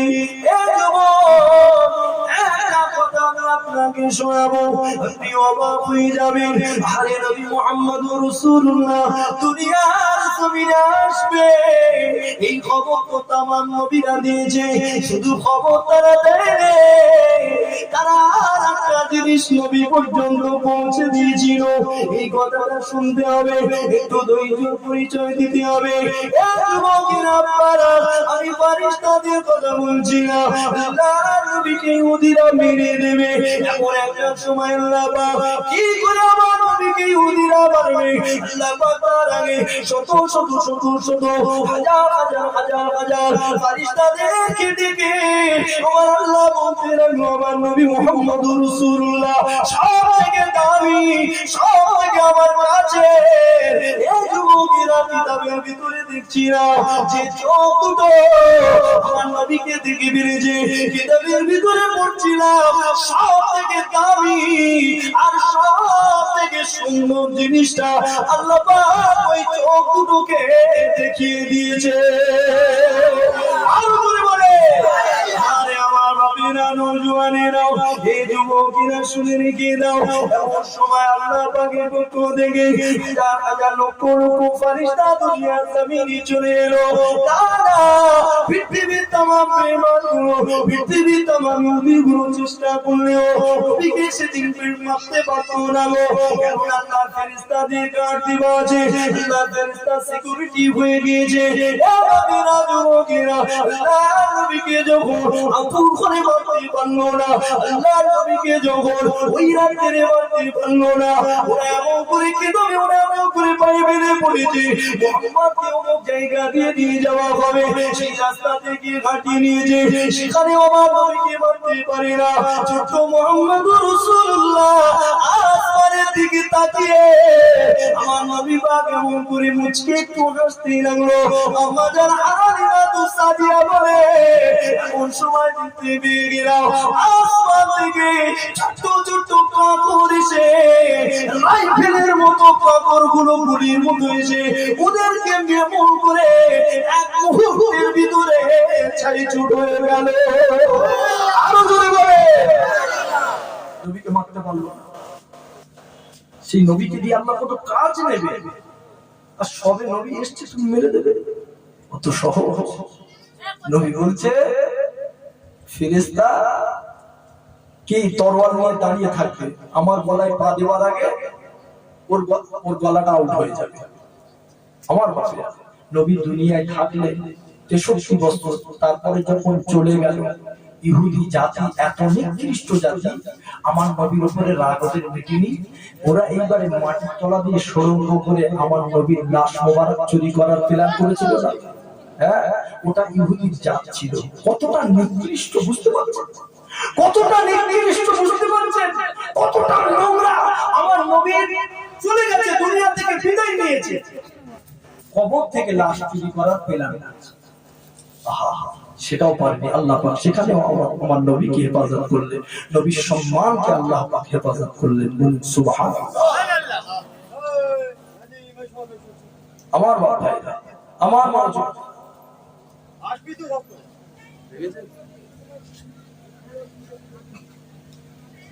তাহলে ইহুদিদের মতো চাল চলন, চুল কাটা, লেবাস কিচ্ছু নেওয়া যাবে না। প্রকাশ আল্লাহ পাক বলে দিয়েছে যে ওরা তোমাদের কিয়ামত পর্যন্ত বন্ধু হবে না, বরং ওরা একে অপরের বন্ধুর সুযোগ পেলে তোমাদের ক্ষতি করবে, আর সেটা ওরা করছে। তবে আপনি শুনলে খুশি হবেন, বুখারী মুসলিম শরীফের হাদিস। ও যুবকেরা, আল্লাহ নবী জানিয়ে দিয়ে গেল এমন একটা সময় চলে আসবে, এমন একটা পিরিয়ড চলে আসবে, এ যুবকেরা ওই ইহুদির জাতিরা এমন করে পালাবার জায়গা খুঁজে পাবে না, পালাবার জায়গা খুঁজে পাবে না, থাকবার জায়গা পাবে না। কোথায় গিয়ে পালাবে, কোথায় গিয়ে লুকাবে, সেই জায়গা ওদের হবে না। গোটা দুনিয়ার জমিনেতে ওদের জায়গা হবে না। এমন একটা সময় আসতে লেগেছে, আল্লাহ নবী বলে গেছে আমাদের আগে অবশ্যই ঘটবে। এ যুবকেরা, ওই ওরা যদি পাঁচিলের গায়ে গিয়ে লুকিয়ে যায়, পাঁচিলের জবান আল্লাহ পাক খুলে দেবে, আর ওই পাঁচিল বলতে লাগবে, আমাকে আপনাকে ডাক দেবে, মুসলমানদেরকে পাঁচিল ডাক দিয়ে বলবে, এ আব্দুল্লাহ, এ আল্লাহর বান্দা, ও মুসলমান, আমার পিছনে বেঈমান, আমার পিছনে ইহুদি আছে, একে ধরো আর কতল করে দাও। ও যখন এমন করে পাহাড়ের পিছনে লুকিয়ে যাবে, পাহাড় চিৎকার দিয়ে দিয়ে ডাকবে, ও মুসলমানেরা, দেখো দেখো আমার পিছনে ইহুদি লুকিয়ে আছে, এই ইহুদিকে ধরো আর ইহুদিকে কতল করে দাও। গাছের পিছনে লুকিয়ে যাবে, এমন করে গাছ কথা বলবে, ও মুসলমানেরা, ও আল্লাহর ইমানদার বান্দা বান্দীরা, আমার পিছনে ইহুদি লুকিয়েছে, ওই ইহুদিকে ধরো আর ইহুদিকে কতল করে দাও। এবার পাবে না নবুয়াতেরা, বানাবার জায়গা খুঁজে পাবে না। আরে ওরা ইতিহাস কিন্তু জানে, এর সামনে এমন করে ঘটবে ওরা কিন্তু জানে, মুহাম্মদ সত্য ওরা জানে, কোরআন সত্য ওরা জানে। একটা গাছের নাম এসেছে, যে গাছটা শুধু ওদেরকে হেল্প করবে, শুধু হেল্প করবে কি জানি না, তবে সমস্ত গাছ বলবে আমার পিছনে ইহুদি আছে। একটা গাছ খালি বলবে না, ওই গাছের নাম হলো গারকাত, ওই গারকাত নামক গাছ, সে শুধু বলবে না, তাই ইহুদির বাচ্চারা আজ সেই গারকাত নামক গাছ ওদের দেশে বসাতে লেগেছে। কথা বুঝতে পেরেছেন? তাহলে ওরা জেগে ঘুমোচ্ছে না, তাহলে ওরা জেগে ঘুমোচ্ছে না, ওরা জানে কোরআনে বলা হয়েছে মানে, নবী বলে গেছে মানে এটা ঘটবে। কত বড় শয়তান তার বলে, সব জানা সত্ত্বেও মানছে না, বরং আমাদের উপরে অত্যাচার। গারকাত নামক গাছ ওরা বসাচ্ছে, ওদের তো কোনো দেশ টেশ কিছু নেই, জোর জবরদস্তি করে মাস্তানি দেখে দেশটা নিয়ে নিয়েছে, যে থাকতে দিয়েছিল এখন দখল করার চেষ্টা করছে। যাই বা হোক, আমি ওদিকটাই যাচ্ছি। আল্লাহ পাক যখন বললেন, এইবার ফিরে আসেন আমার আওয়াজে, এই মনে আছে, মনে আছে, আল্লাহ পাক যখন বললেন ফেরেশতা আসমানের থেকেও তোমাদের ক্ষমতা বেশি, জোরে হবে না সুবহানাল্লাহ। ফেরেশতারা ফুলে ফেপে একদম, জি, আর কিছু বলে, আর কিছু বলে না। আল্লাহ আমাদের থেকে বেশি কি বলা দরকার?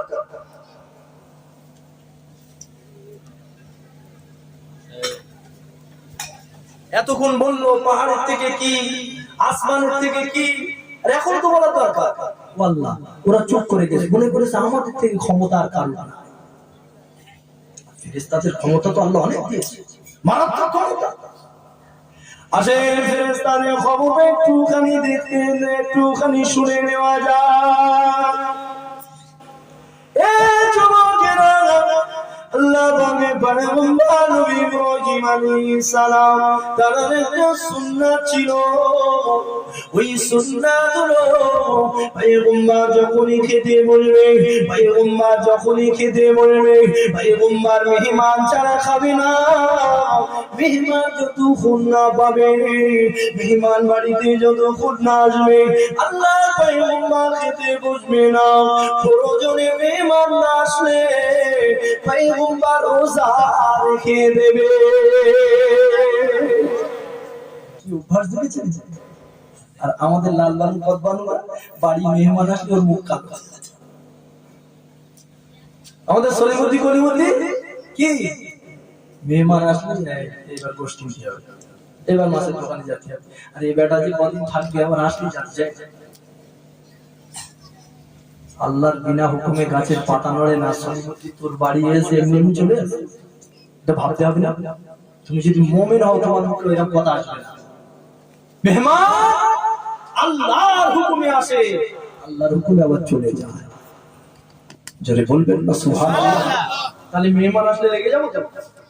মেহমান আসলে রেগে যাবো তো? খুশি হলো। মেহমানকে যদি খুশি করে পাঠাতে পারেন, স্বয়ং আপনার আল্লাহ আপনার উপরে খুশি হয়ে যায়, আর বিপদ আপদ মুসিবত মেহমানের পিছনে পিছনে আপনার ঘর থেকে পার হয়ে যায়। জোরে বলবেন সুবহানাল্লাহ। মেহমানের পিছনে হয়তো 1000 টাকা খরচা হয়েছে, হয়তো 1200 টাকা খরচা হয়েছে, হয়তো 1500 টাকা খরচ হয়েছে, ডাক্তারের কাছে 2000 টাকা আল্লাহ বাঁচিয়ে দেবে। জোরে বলেন সুবহানাল্লাহ। এসব ঈমান যদি মজবুত হয়, এসব কথা মজা লাগবে, তখন বুঝতেও সুবিধা হবে। ঈমান যদি না থাকে, কি বলতে, আমার শরীর খারাপ হবে, তারপর তো ডাক্তারখানা যাও। আরে তোর নসিবে লেখা ছিল তোর কালকে জ্বর হবে, মেহমানদারি করেছিস বলে মেহমানদারির বরকতে আল্লাহ ওই জ্বরটা তোকে দেয়নি, ডাক্তারখানায় যাওয়া লাগেনি। জোরে বলেন সুবহানাল্লাহ। ওই জন্য জানের সদকা দিতে হয়, ওই জন্য বাচ্চার নামে সদকা দিতে হয়, ব্যবসার নামে সদকা দিতে হয়। সদকা দিলেও ডাক্তারের কাছে টাকা বেঁচে যায়, হেফাজত হয়ে যায়, টাকাটা নষ্ট হয় না। দানের খাতায় গেল, কিয়ামতেও পাবো, কবরেও পাবো, দুনিয়াতেও 10 গুণ থেকে 700 গুণ বেড়ে যাবে। জোরে বলেন সুবহানাল্লাহ। আসেন আমি তাহলে আপনাকে কি বলছিলাম, পয়গম্বর ইব্রাহিম আলাইহিস সালাম মেহমান যারা খেতে বসেন না, আল্লাহ পয়গম্বর মেহমান যারা খেতে বসেন না, প্রয়োজন বলে তিনি রোজা রেখে দেন। এ যুবকেরা তারা আল্লাহ পাকের তরিকে ওই মেয়েদের উপরে, আল্লাহ পাক ওই অভ্যাসের উপরে এমন করে নবী ইব্রাহিম আলাইহিস সালামকে একটা পরীক্ষা করেছিল। আমার ইব্রাহিম কতদিন রোজা রাখতে পারে, ইব্রাহিম কতদিন না খেয়ে থাকতে পারে, আমি আল্লাহ পাক মেহমান পাঠাবো না। দেখি পয়গম্বর কতদিন রোজা রাখে। পরীক্ষা কত জি কত কিছু মনে পড়ছে। পরীক্ষা কেন হবে? অবশ্যই হবে, আল্লাহর পিয়ারা হলেই হবে পরীক্ষা। আল্লাহর পিয়ারা তুমি যত বেশি হতে যাবে, তত বেশি মুসিবত, তত বেশি পরীক্ষা। আমাদের ছেলেরা যখন পরীক্ষা দেয়, পরীক্ষা যদি ভালো করে দিতে পারে, পাস করে, আর পাস করলেই ক্লাস বেড়ে যায়। হবে না? মুমিনের জন্য মুসিবত তো পরীক্ষা, আর পরীক্ষা যদি দিতে পারো ভালো করে, পাস করলেই মুমিনের মাকাম বেড়ে যাবে। যদি বলে সুবহানাল্লাহ। আসে আমার আব্বারা, নওজোয়ান যুবকেরা, তরুণেরা, এই নবী পাকের প্রেমিকেরা, আল্লাহর পয়গম্বরের উপরে আল্লাহ পাকের পরীক্ষা শুরু হয়ে গেল। এই যুবকেরা, পয়গম্বর দেখছে বাড়িতে মেহমান আসছে না, পয়গম্বর রোজা নিয়ত করে নিয়েছে, দ্বিতীয় দিন মেহমান আসছে না, মেহমান আসছে না বলে আবার নিয়ত করে নিয়েছে, তৃতীয় দিন রোজা রেখেছে, চতুর্থ দিন রোজা রেখেছে, পঞ্চম দিন রোজা রেখেছে। 7 দিন যেদিন হয়ে গেছে, 7 দিনের দিনেতেও দেখতে নিয়েছে বাড়িতে মেহমান আসছে না। এমন সময় আল্লাহ পয়গম্বর 7 দিনের দিনেও তিনি রোজা নিয়তটা করে ফেলেছে, 8 দিনের রোজা নিয়ত করে ফেলেছে। আল্লাহ পাক আরশে আজিমে রহমতে দরিয়াতে এমন করে জোশ করতে লেগে আছে।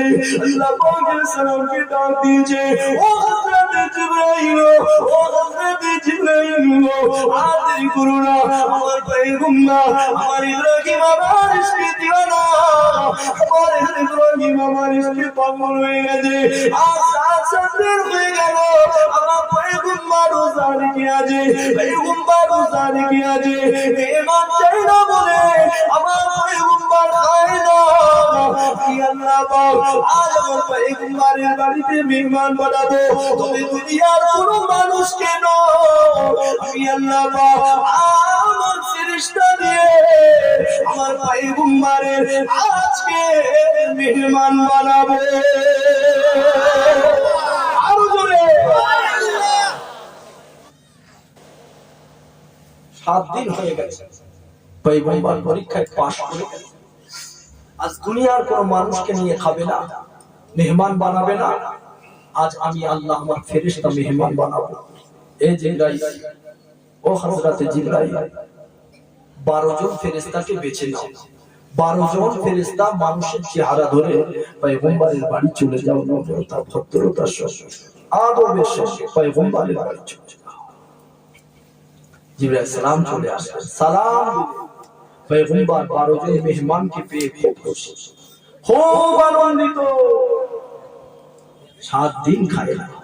মেহমান খানাতে বসতে দিলেন, সঙ্গে সঙ্গে খাবারের ব্যবস্থা হয়ে গেল, সবার কাছে কাছে খাবার দিয়েছে, পয়গম্বর এইবারে খাচ্ছে। 7 দিন খাওয়া হয়নি, মাথা হ্যাঁ করে খেতে লেগেছে।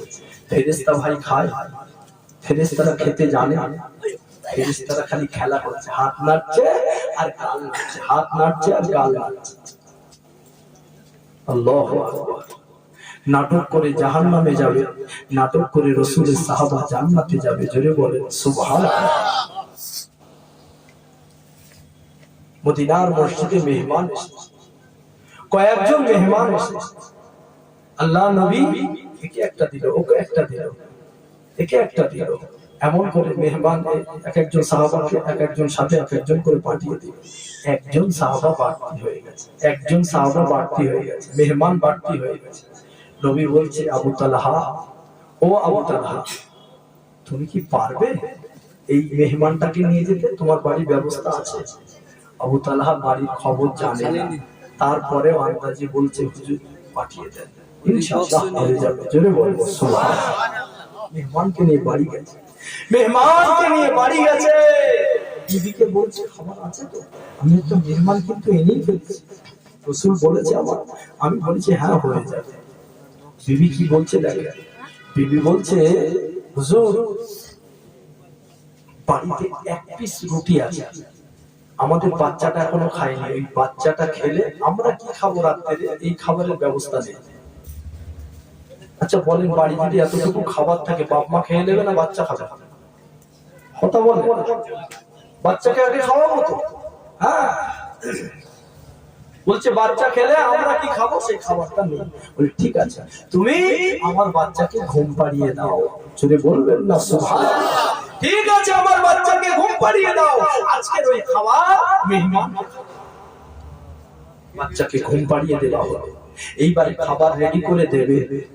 জি, এমন সময় বিবি বলছে, একটা তো মাত্র রুটি, তো মেহমানের সঙ্গে যদি আপনি বসেন, দুজনের কিন্তু পেট ভরবে না, একজন খেলে তার পেটটা কোন রকমে ভরবে। বলছে ঠিক আছে, আমি বসবো বটে, খাবো না, তুমি লাইটটা অফ করে দেবে, তুমি লাইটটা অফ করে দেবে। তারপরে কি হয় দেখা যাবে। লাইট ঠিক সময় মতো কাজ হয়ে গেছে। কেমন লাইট ছিল তখন সে আল্লাহ ভালো জানে, অফ করে দেওয়া হলো। এইবারে হযরত আবু তালহা খালি গাল নাড়ছে আর হাত নাড়ছে, গাল নাড়ছে আর হাত নাড়ছে, খায় না। মেহমান মনে করছে সাহাবাও খাচ্ছে না। আবু তালহা রাদিয়াল্লাহু তাআলা আনহু জান্নাতি সাহাবা, সব সাহাবা জান্নাতি, কিন্তু রাসূলুল্লাহ আশারা মুবাশশারা সাহাবাদের ভিতরে আবু তালহা একজন সাহাবা। জোরে বলেন সুবহানাল্লাহ। হযরত আবু তালহা রাদিয়াল্লাহু তাআলা আনহু পরে দিন যখন মদিনার নববী শরীফে গিয়েছে, এ যুবকেরা আপনারা আল্লাহ নবী থেকে মুচকি মুচকি মুচকি হাসতে লেগেছে। এ যুবকেরা আমার নবী পাক আবু তালহাকে ডাকতে বলতে লেগেছে, গো ও আবু তালহা, কাল রাতের বেলাতে যে নাটক তুমি করেছো, দুনিয়ার মানুষ নয়, দুনিয়ার মানুষ নয়, স্বয়ং রব্বুল আলামিন তোমার নাটকে খুশি হয়ে গেছে। নাটক করে জাহান্নামে যাবে, আর রাসূলের সাহাবা এমন নাটক করলো, স্বয়ং রব্বুল আলামিন খুশি হয়ে গেল। জোরে বলে সুবহানাল্লাহ। আসেন আমার আব্বারা, নওজওয়ানেরা, আল্লাহ পাকের ফেরেশতারা, তারা তো খাবার নিয়ম জানে না, তাদের তো খাবার দরকার হয় না, তারা শুধু আঙুল নাড়ে, হাত নাড়ে, গাল নাড়ে, একটা দানাও তারা খেতে জানে না, খায়ও না। এই যুবকেরা এমন সময় পর্দার ভিতর দিয়ে বিবি দেখতে পেয়েছে, ইব্রাহিম নবী বিবি দেখতে পেয়েছে, পয়গম্বর খায়, কিন্তু মেহমানগুলো খালি হাত নাড়ে, গাল নাড়ে, হাত নাড়ে। এই যুবকেরা বিবি বলে, ও পয়গম্বর, একটা তো মেহমানদের দিকে তাকান, কি হয়েছে তাদের, তারা তো একটা লোকমাও খায় না, কি ব্যাপার, একবার তাদের দিকে তাকান। পয়গম্বর সঙ্গে সঙ্গে তাদের দিকে তাকালেন আর বলতে লাগলো, সত্যি তো আপনারা কেউ খাননি, কি হয়েছে? ইব্রাহিম কি কোনো অন্যায় করে ফেললাম? ইব্রাহিম কি কোনো অপরাধ করে ফেললাম? কেন কেন আপনারা খাননি?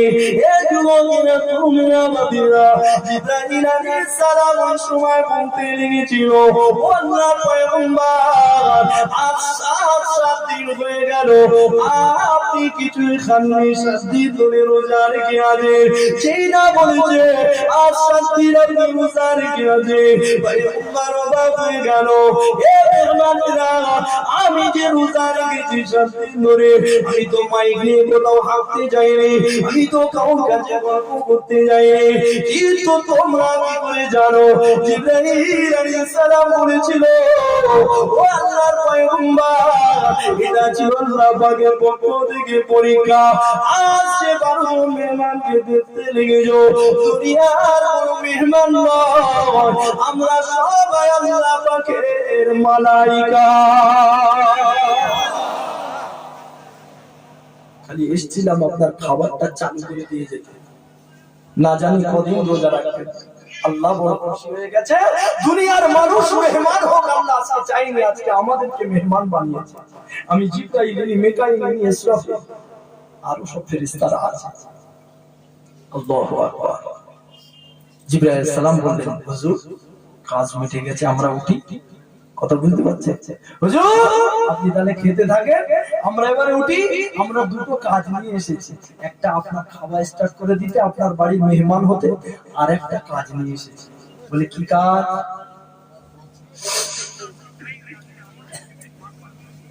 জিবরাইল আলাইহিস সালাম নবীর কাছে আসতেন আল্লাহর হুকুমে, আর কাজ মিটে গেলে চলে যেত, তাই না? অত সহজ নয়। আসতো লা ইলাহা ইল্লাল্লাহর হুকুমে, আর যেত মুহাম্মাদুর রাসূলুল্লাহর হুকুমে। জোরে বলেন সুবহানাল্লাহ। নবী যখন যেতে বলতো না, নবী যখন ইশারাও করতো না, নবী যখন চলে যেতে বলতো না জিবরাইল সালামকে, জিবরাইল সালাম বরকতের আশায় নবীর পাশে বসে পড়তো। জোরে বলেন সুবহানাল্লাহ। তো ফেরেশতারা বললেন, আমরা দুটো কাজ নিয়ে এসেছি, একটা আপনার বাড়ির মেহমান, আরেকটা কাজ। বলে কি কাজ? বলে আমরা এখান থেকে আরেকটা পয়গম্বরের কাছে যাব। বলে কোন পয়গম্বর? বলছে নবী লূত আলাইহিস সালাম। জোরে বলেন সুবহানাল্লাহ। নবী লূত আলাইহিস সালামের বাড়িতে আমাদের দরকার আছে, আল্লাহ পাক কাজ দিয়েছে। বলে তা আমাকে একটু নিয়ে চলে। ইব্রাহিম নবী বলছে আমাকে একটু নিয়ে চলে। তা বলছে আল্লাহকে বলে, আল্লাহ পাক জিবরাইল আলাইহিস সালাম বললেন, আপনার পয়গম্বর তো যেতে যাচ্ছে আমাদের সঙ্গে। আল্লাহ বলছে না, সঙ্গে নিলেন। যেতে যেতে যেতে যেতে একটা পাহাড়, আল্লাহ বললেন ইব্রাহিমকে এখানে রাখ, আমার ইব্রাহিমকে এই পর্যন্ত এখানে স্টপ করে দাও, এবার তোমরা যাও। লূত আলাইহিস সালামের বাড়ি, কওমে লূত আল্লাহর আযাবে তারা শেষ হয়ে গিয়েছিল, জানেন? তাদের ভিতরে খারাপ অভ্যাস কি ছিল জানেন? হ্যাঁ, মেয়ে থেকে ছেলে তাদের বেশি আকর্ষণ ছিল। 12 জন মেহমান, দুনিয়ার কোনো মেহমান তারা ছিল না, তারা ছিল আল্লাহ পাকের ফেরেশতা। এ যুবকেরা, তরুণেরা, নবী লূত আলাইহিস সালামের বাড়িতে এই 12 জন মেহমান যখন প্রবেশ করেছে, নবী লূত আলাইহিস সালামের বিবি তিনি ছিল বেঈমান। এ যুবকেরা, এত সুন্দর সুন্দর দেখতে আল্লাহ পাকের ফেরেশতারা চেহারা ধারণ করে এসেছে। এমন করে নবী লূত আলাইহিস সালামের বিবি পিছনের দরজা দিয়ে গ্রামের ভিতরে চলে গেছে, পাড়ার ভিতরে চলে গিয়েছে। এমন করে খবর দিতে লেগেছে, তোমরা যদি মজা করতে যাও, তোমরা যদি ফুর্তি করতে যাও, আর দেরি করো না, চলো চলো চলো চলো, আমাদের বাড়ি 12 জন মেহমান এসেছে, 12 জন মেহমান এসেছে, যাদেরকে দেখলে তোমরা ভুলে যাবে, যাদেরকে দেখলে মাথা খারাপ হয়ে যাবে, যাদেরকে দেখলে অবাক হয়ে যাবে, যাদেরকে দেখলে অশান্ত হয়ে যাবে। জীবনে কোনোদিন এত সুন্দর মেহমান আমি দেখিনি, দেরি করো না, হয়তো তারা চলে যাবে। এভাবে না যুবকেরা গ্রামে পাড়াতে পাড়াতে খবর দিয়ে দিয়েছে, নবীর বিবি খবরটা দিয়ে দিয়েছে। আরে দেখতে পাওয়া গেল পায়গম্বরের ভিতরে কিছু কুনের ভিতরে পায়গম্বরের বাড়ির গেটের সামনে এমন করে ভিড় শুরু হয়ে গেছে, যুবকদের ভিড় শুরু হয়ে গেছে, পুরুষদের ভিড় শুরু হয়ে গিয়েছে। ও পায়গম্বর নবীরু, দরজা খোলো, গেট খুলে দাও, অন্যথায় গেট আমরা ভেঙে ফেলতে বাধ্য হব। এই যুবকেরা আল্লাহর পয়গম্বর বাইরে আসে একবার, ভিতরে যায় একবার, বাইরে আসে যায় ভিতরে একবার যায়। এই যুবকেরা এমন সময় উম্মাদেরকে বলতে লাগলো, ও আমার উম্মাদেরা, এত বেয়াদবি তোমরা করো না, এত খারাপ কাজ তোমরা করো না গো।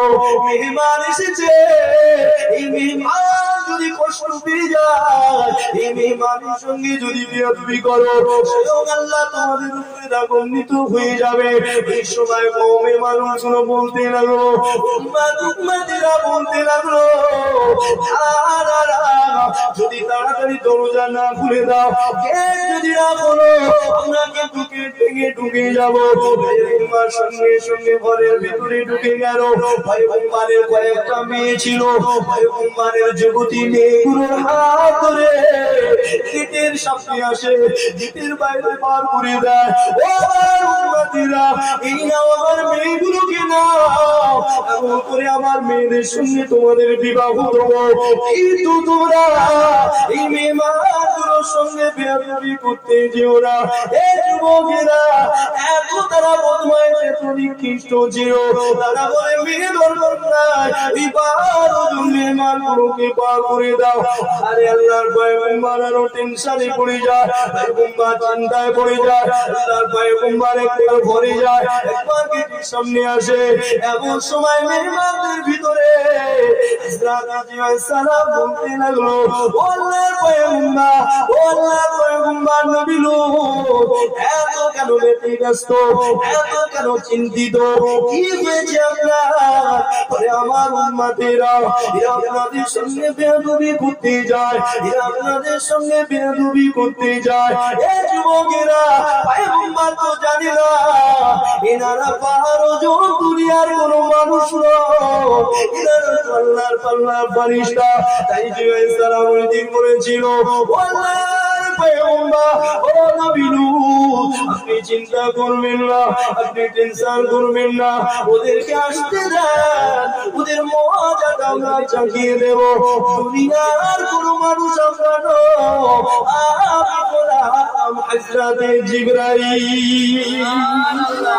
জোরে বলবেন না, ফেরেশতাদের ক্ষমতা বলছি না। যেই গেট খুলে দিয়েছে, যখন শুনেছে যে আল্লাহর ফেরেশতা নবী ছাই কাজ চাচ্ছে, আমার আর অসুবিধা নেই, খুলে দিয়েছে। এমন ঝটকা মেরেছে জিবরাইল আলাইহিস সালাম, একটা পাখনা দিয়ে খালি ঝটকা মেরেছে, ঠিক কোথায় গিয়ে পড়েছে কোনো ঠিক ঠিকানা নেই। আর সেই দিন ফেরেশতাদের সঙ্গে এই বেয়াদবি করবে বলে ওরা নিচে উঠেছিল, লাফাতে লেগেছিল। সেই দিন আল্লাহ ওদের উপরে এত নারাজ হয়ে গেল যে ওরা সীমা লঙ্ঘন করে ফেলেছে, ওদের আর বাঁচাও না। আল্লাহ পাক বললেন,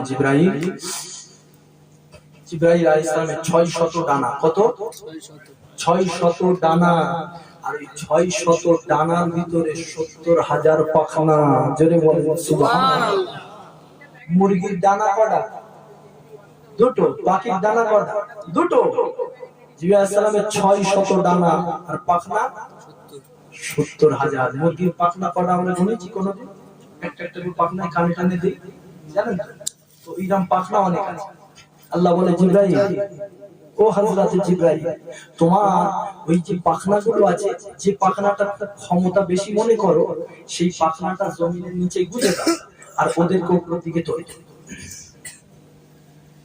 জিবরাইল আলাইহিস সালাম ঘাস নিড়াই, যেমন ঘাসের নিচে নিড়াল গুঁজে দেয়, ঠিক ওইভাবে গুঁজে গুঁজে এইবারে জমিন উঠছে।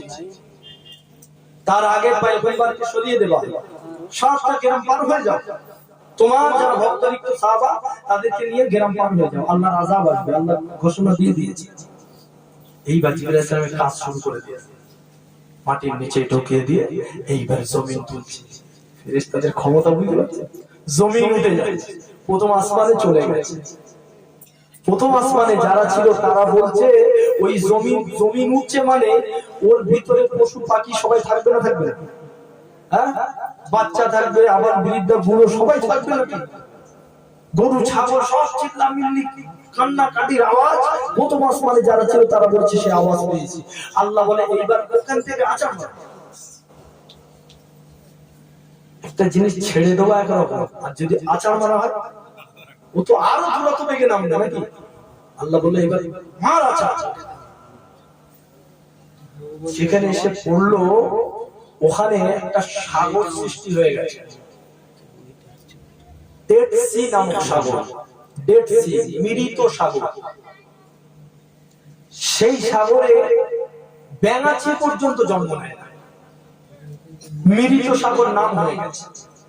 আমার বাপেরা নওজওয়ানেরা, জিবরাইল আলাইহিস সালাম তিনিও ফারিস্তা, আর ফারিস্তার ক্ষমতা বলতে কি এত দূর আসলাম।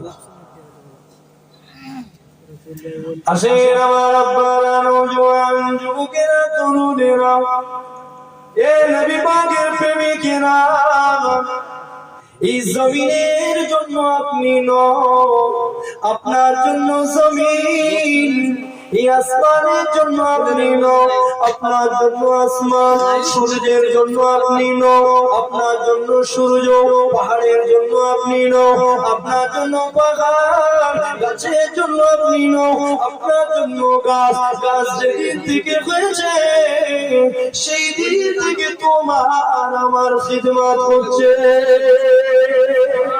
এ যুবকেরা, তুমিরা, বাবেরা, তামাম সৃষ্টি আল্লাহ পাক তোমার আমার জন্য করেছে গো, একজন মুমিনের জন্য করেছে গো। এ যুবকেরা, তরুণেরা, আসে শুনে রেখে দেন, আল্লাহ পাকের ফারিস্তারা চুপ করে বসে রয়েছে। যখন বললো ও আল্লাহর ফারিস্তারা, এ আসমানের থেকে তোমাদের ক্ষমতা, তোমাদের পাওয়ার আমি আল্লাহ বেশি দিয়েছি, সেই ফেরেশতারা চুপ করে থাকে। আল্লাহ পাক এইবার বলতে লাগে, ও ফেরেশতারা, কোথায় গেল তোমাদের প্রশ্ন? প্রশ্ন কেন আর করো না? এতক্ষণ করে প্রশ্ন করছি, আর কেন প্রশ্ন করছো না? এ যুবকেরা, তরুণেরা, ফেরেশতারা অবাক হয়ে গেল। আমাদের থেকেও পাওয়ারফুল আছে। আল্লাহ বলে আল্লাহ আছে, অবশ্যই আছে, তোমাদের থেকেও আল্লাহ পাক পাওয়ারফুল সৃষ্টি করেছি। ফেরেশতারা সংবাদ দরবারে নিয়েছে, আল্লাহ আমাদের থেকেও ক্ষমতা বেশি। আল্লাহ তাদের নামটা তাড়াতাড়ি বলে, আল্লাহ তাড়াতাড়ি আমরা জানতে যা। আল্লাহ পাকের সময় বলেছিল তারা হলো 3.5 লাখ মানুষ।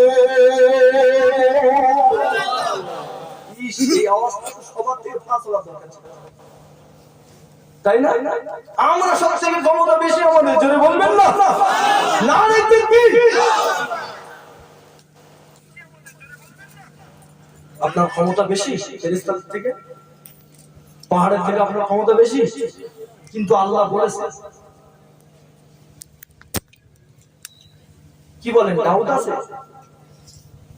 ডাউট আছে। আল্লাহ বলেছে তো 3.5 লাখ মানুষ।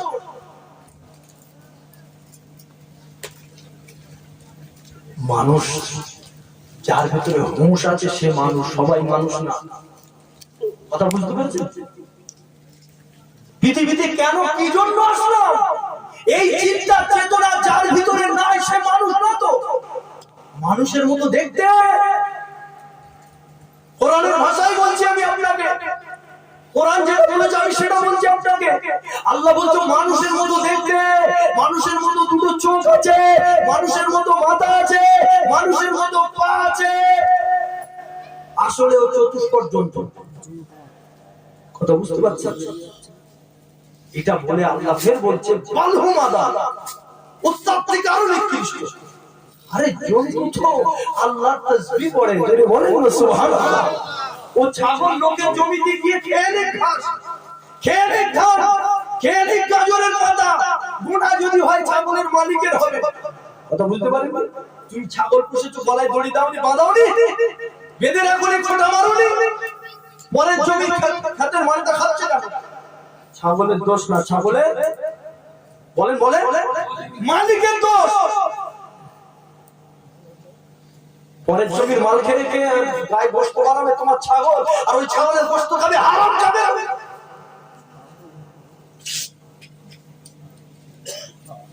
তোমার গাছের ডালটা অমুকের জায়গায় গিয়েছে, সেই গাছের ডালে আম হচ্ছে, সেই গাছে কি বলা হয় ডাব হচ্ছে, নারকেল হচ্ছে, আর পেড়ে পেড়ে খেতে খুব মজা লাগছে নাকি? তোমার গাছের ডাল অপরের জমিতে যাবে কেন? যাবার আগে কেটে ফেলে। আর না তো যদি থাকে, তার যদি কোনো অবজেকশন না থাকে, মাল যা হবে অর্ধেকটা দিও। অত সহজ নয়। আপনার পাঁচিলের বাইরে যেন আপনার গাছের ডালটা না যায়, ধরা পড়বেন আপনি। আপনার বাঁশ গাছ, আপনার আম গাছ, আপনার জাম গাছ অপরের ছাদে যেন না থাকে, এটা খুব কষ্টদায়ক ব্যাপার। কত মস্তান আছে, মানুষ রূপে জন্তু আছে, গরিব মানুষ বারবার বলছে গাছটা কেটে নাও না বাবা, গাছটা কেটে নাও না, আমি তো কষ্ট পাচ্ছি। এত বড় হারামখোর বলছে তুই কেটে দে। সে গরিব মানুষ দিন আনে দিন খায়, এত গাছের মোটা গুড়ি গিয়েছে, ওটা কাটতে গেলেই তো 500 টাকা খরচ।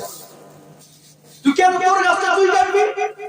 সে কাটতে গেলে তো তার সময় লাগবে। কথা খারাপ লাগছে ভাই? কথাগুলো যেন চিমটি কাটছে, তাই না? আছে আসামি এর ভেতরে আছে। যদি থাকো কাল সকালে গিয়ে ওয়াজটা কাজে লাগাও, এই জলসাটা কামিয়াব হয়ে যাবে, কবুল হয়ে যাবে ইনশাআল্লাহ। ভালো আখলাক 3 রকম। কত ওয়াজ করব, কত দিকে ছেড়কে ফেলেছি আমি, 7 দিকে অনেক দিন, সময় আমার শেষ, ওভারলোড সময় চলছে। কথা বুঝতে পেরেছেন? কি বলছিলাম এক্ষুনি, কি বলতে যাচ্ছিলাম? হ্যাঁ বলেন, কে বলছেন?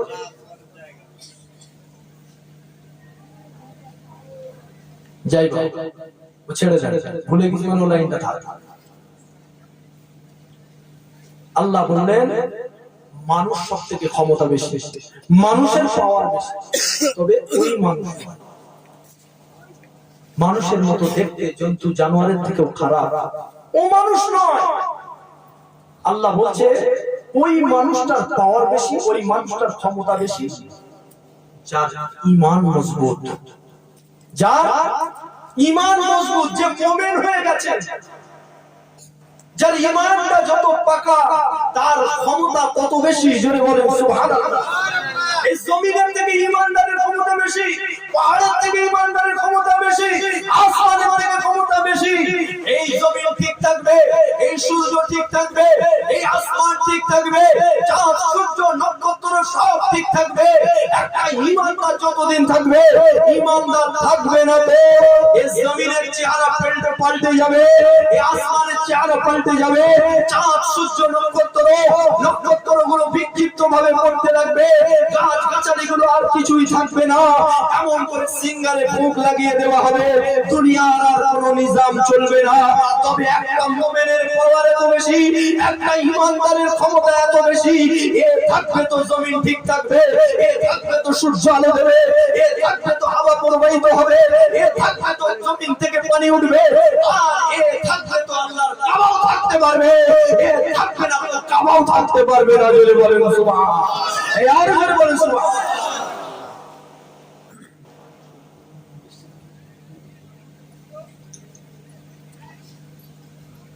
সেই ক্ষমতা আমাদের বানাতে হবে। আমার আপনার সেই ক্ষমতা এখন আসেনি। একজন অন্ধকারদের লাইট মেরে মেরে যাচ্ছে, এই খুব ভালো করে শোনেন, আমি তো বিদায় নেব এবারে, শোনেন, এতক্ষণ শুনলেন, এবার তো চলে যাওয়ার সময় একটু খুশি করে দেন। এত আমি খুব খুশি আপনাদের উপরে, এত সুন্দর করে আমার আওয়াজ শুনছেন, এই মূর্খ এই জাহেলের আওয়াজগুলো আপনারা শুনছেন, আল্লাহ শোনাচ্ছে আপনাদেরকে, আলহামদুলিল্লাহ। আল্লাহ বলেও নিচ্ছে, জি জি শোনেন, আরেকটু না 5 মিনিট হয়তো থাকবে। অন্য কথা বলতে গেলেই তো লাইনের কথাটা ভুল হয়ে যায়। আমার তো কোনো অসুবিধা নেই, অন্য লাইন ধর্ম ফের চলছে। কথা বুঝতে পারছেন? যেটা মাথায় এসেছিল সেটা আউট হয়ে যাচ্ছে না। ওই জন্য যখন আওয়াজ হয় একদম ধীর মস্তিষ্কে শুনতে হয়। আল্লাহ রাসূল যখন আওয়াজ করতেন না, সাহাবারা এমন ভাবে বসে থাকতেন, উড়ন্ত পাখিটা মাথার উপরে এসে বসে আবার উড়ে চলে যেত, সাহাবা বুঝতে পারতো না। জোরে বলেন সুবহানাল্লাহ। তাদের ভদ্রতা, তাদের নম্রতা, তারা কি ডিসিপ্লিন বজায় রেখে আল্লাহর নবীর কথাগুলো শুনতো। আল্লাহু আকবার। উড়ন্ত পাখি মনে করতো একটা কি গাছের গুঁড়ি পড়ে আছে, এই আছে উঁচু জায়গা, বসে চলে যাবে, সাহাবারা বুঝতে পারতো না। আমার ভাইজানেরা, বাজানেরা, সেই ঈমানদার আমাদেরকে মানতে হবে। হ্যাঁ, মনে পড়েছে, অন্ধকার দিয়ে কেউ একজন লাইট মেরে মেরে যাচ্ছে, আপনি তার লাইট দেখে দেখে যাচ্ছেন। আপনার কাছে লাইট নেই, আপনার কাছে টর্চ নেই, সে লাইট মারছে। এরকম হয় না অনেক সময়? সে লাইট মারছে আর তার লাইট আপনি যাচ্ছেন। অনেক সময় রাস্তায় বাইক চালাচ্ছে, বেটার হেডলাইট কাটা, দেখবেন ও সবসময় সুযোগ ধরে যে ওই একটা গাড়ি যাচ্ছে, ওর সাথে সাথে আমার যেতে হবে, ওর লাইট লেগে যাচ্ছে, ওর লাইটে আমি যাবো। আপনার কাছে লাইট নেই, এখানে অনেকজন আছে, কেউ একজন আতর মেখে আছে আর আপনি পাশে বসে বসে আতরের সেন্স হচ্ছেন, আপনি আতর মাখেন। কথা বুঝতে পারছেন আমার? আপনি আতর মাখেননি, আপনার জন্য দুনিয়া নিয়ে যান, ঠিক নয়। অন্যজন আতর মেখে আছে, অন্যজনের কাছে লাইট আছে, তার লাইটে আপনি যাচ্ছেন। তাকবীর দেন, নারে তাকবীর, নারে তাকবীর। সিলসিলাহ মুজাদ্দিদুজ জামান, সিলসিলাহ মুজাদ্দিদুজ জামান, নারে তাকবীর। আলহামদুলিল্লাহ। আমার কথাটা বুঝে এসেছে বাবা? লাইট কেনেন, আতর কেনেন, নিজে মাখেন, পরের তার কত শুকবে, পরের লাইট আর কত রাস্তায় হবে। এমন মুমিন বানেন, নিজে দাবি করতে হবে যে আমি আছি, আমি পাক্কা মুমিন। আপনার কলিজা বলে দেবে আমি পাক্কা মুমিন, আমি থাকবো, কিয়ামত হবে না ইনশাআল্লাহ। এইরকম জীবন আমরা বানাতে পেরেছি? আল্লাহ পাক অনেক কিছু আলোচনা করালেন, হয়তো অনেক বড় ছোট কথা বলে ফেলেছি, চামড়ার মুখ, কষ্ট পেয়ে থাকলে ক্ষমা করবেন, করে দেবেন তো ভাই হিসাবে, ছেলে হিসাবে। জি, আর যদি কিছু দিয়েছি এতক্ষণ ধরে, যদি মনে করেন হ্যাঁ নিতে হবে, একটু আমল করার চেষ্টা। আল্লাহ পাক বলনে ওয়ালা শুননে ওয়ালা উভয়কে আমল করার তৌফিক দান করেন। সবাই বলে আল্লাহুম্মা আমিন। আসসালামু আলাইকুম।